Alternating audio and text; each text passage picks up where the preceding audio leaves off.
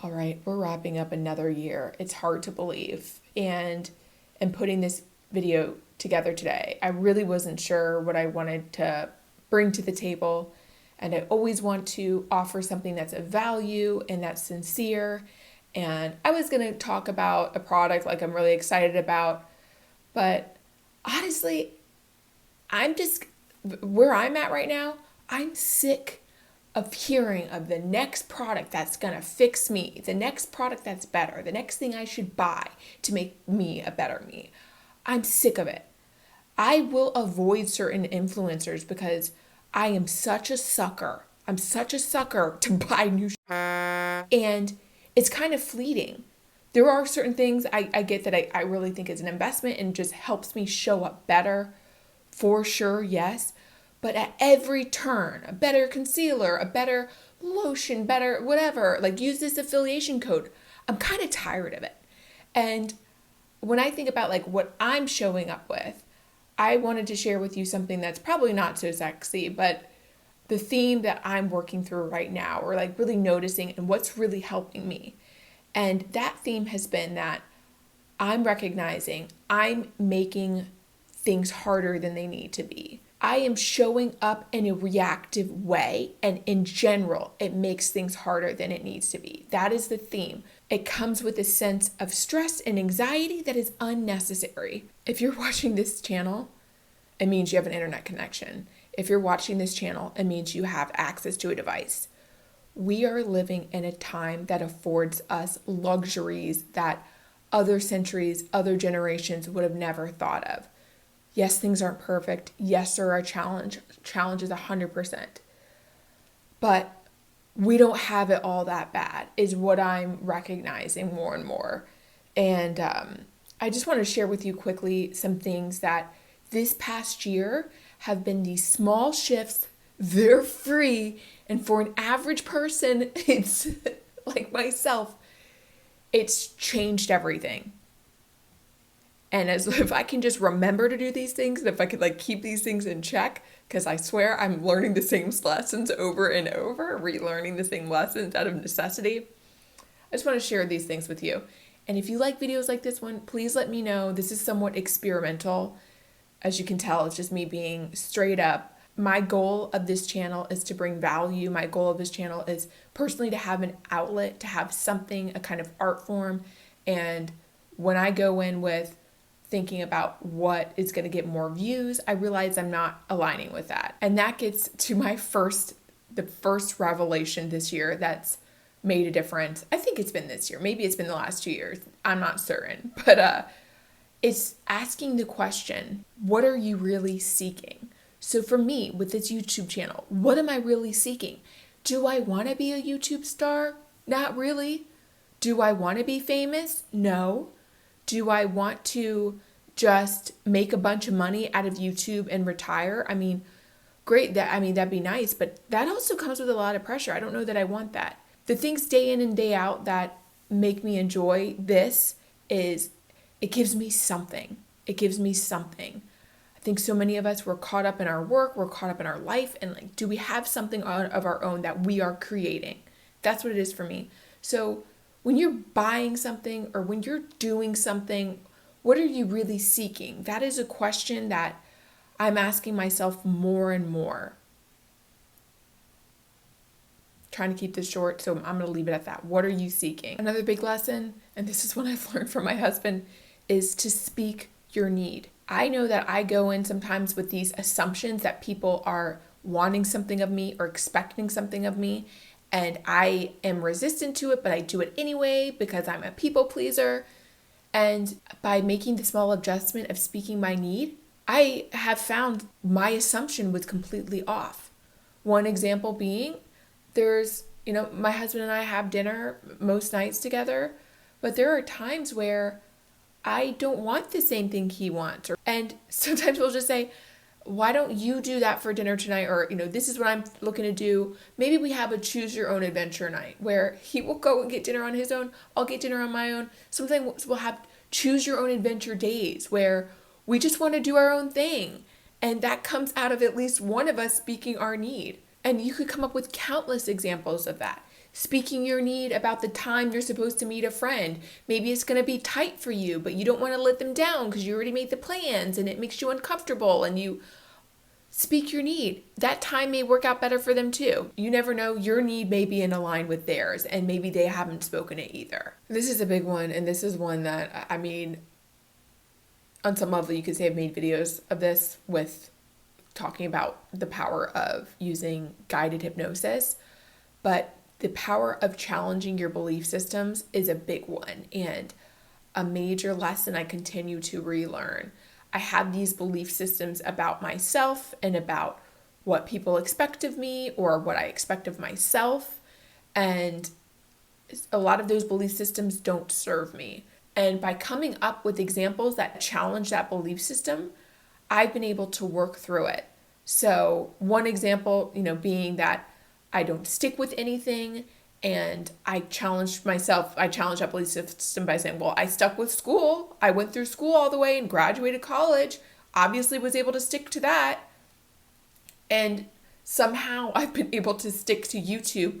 But my gosh, every video, I'm like, I don't know how I did it this week. I don't know how I did it. I didn't want to put together a video. There was resistance, some kicking and screaming, but I feel so pulled to put out a video every week because on some level, and this is a belief system that I should probably challenge, on some level, I'm convinced if I take a pause, I will give up.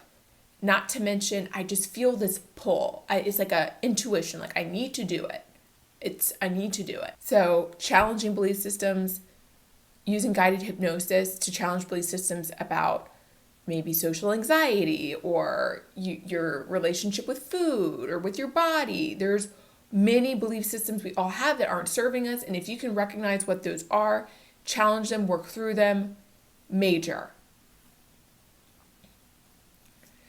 This lesson is one that I learned from To Be Magnetic, so I can't say I learned it this year per se, but it's something I'm now reminded of, and I've got to reincorporate this. But it's the lesson of finding your expanders. An expander is somebody who is basically shows you an example of what you may not believe is possible. So one of my expanders is Jessie James Decker. Jessie James Decker is married to Eric Decker. She's a country singer. I'm not a fan of country. I just think, well, I guess I do like country songs a little bit. I'm like warming up to them. It makes me feel happy for sure. I continue to fix this hair. I don't know what the deal is. But Jessie James Decker, she is just a vibrant, charismatic personality. She's gorgeous, but she's gorgeous in the way that she's not trying to look like everybody else, which that's a whole nother video we need to do. But I love that she's her own beauty. She's also a family woman. She has 3 kids, and I would have loved to reincarnate as one of their kids. I mean, and obviously you never know. I'm sure she has her challenges too and everything, but the mom she is, the beauty she is, the wife she is. I mean, her and her husband just seem like they really adore each other, which anyways, that's an example of an expander. And by having that example, you can see what's possible. There's an analogy that supports this, and the person who first ran the mile in under a minute, that was a world record that people thought wasn't possible. And shortly after that record was broken, because somebody saw it was possible, they then broke that record. In the same instance, when you have an example of what you don't necessarily think is possible, you see it is possible, that is an expander. This one has got to be my favorite lesson that I'm really circling back to often, and that's the importance of defining what success means to you.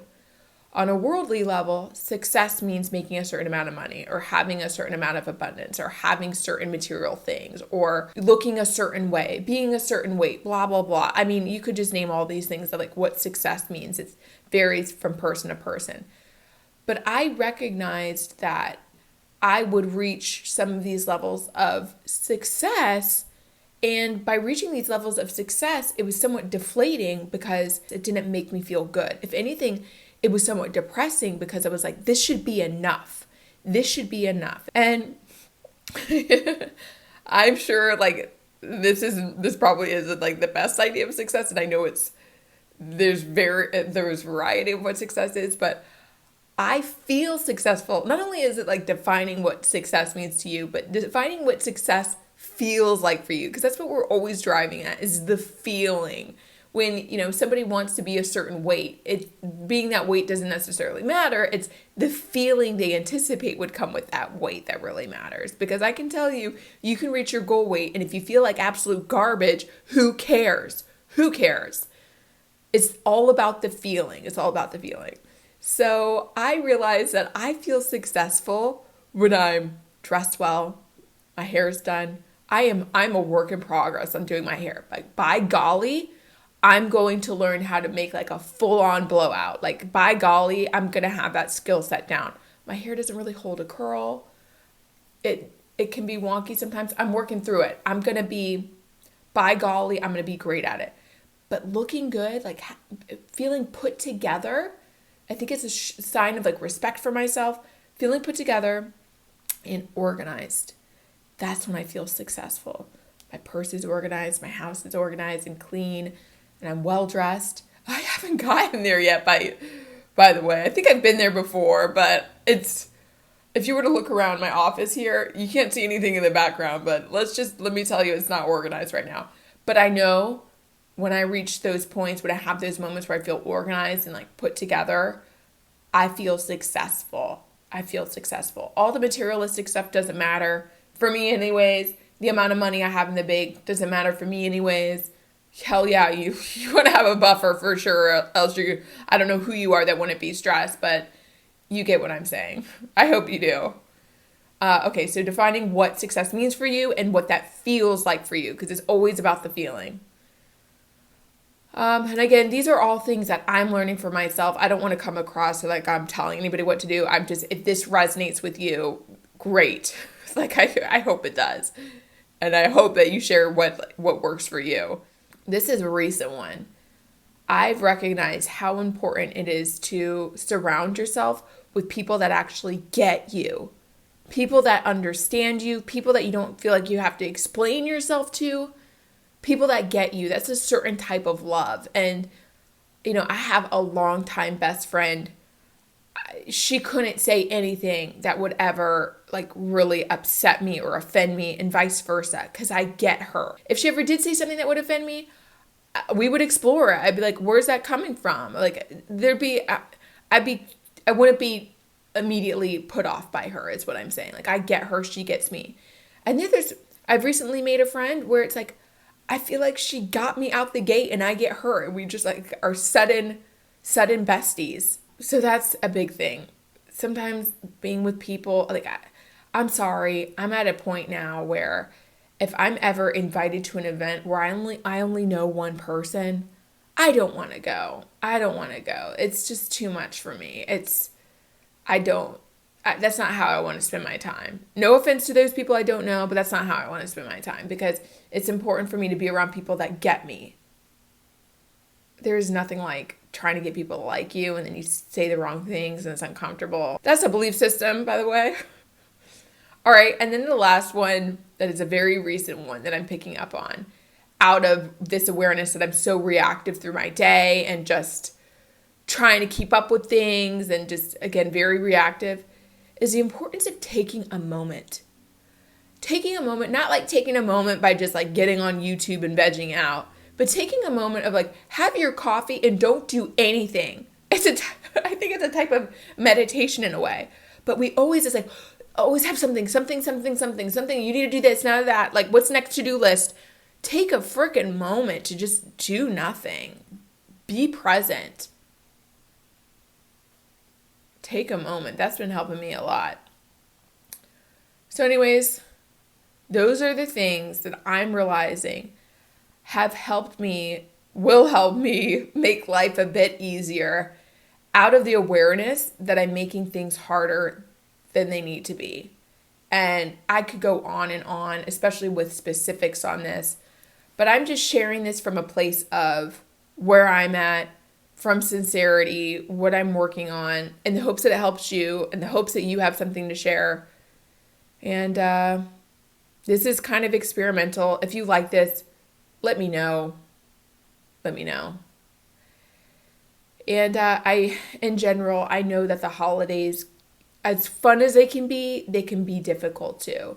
Not just because we all have our family stuff, we have stuff we're working through, but the holidays can bring up memories. The holidays can bring up wishing people that aren't there today would be there. The holidays can bring up like, oh, if only my childhood were like this, it should have been like this. I mean, I think the holidays hold a lot of charge. So I hope you take some time for yourself. I hope you enjoy your holiday season. And if it's tough for you, I hope you tune in and like get what you need. Hell, I took a nap today. I needed a nap. Get yourself a nap. Maybe that should have been on this list. Like, make life a little bit easier by scheduling a nap in. Spiritual, let me tell you. All right, with that, this is probably longer than I intended it to be, but I hope you like it, and I hope to see you next time. Thanks.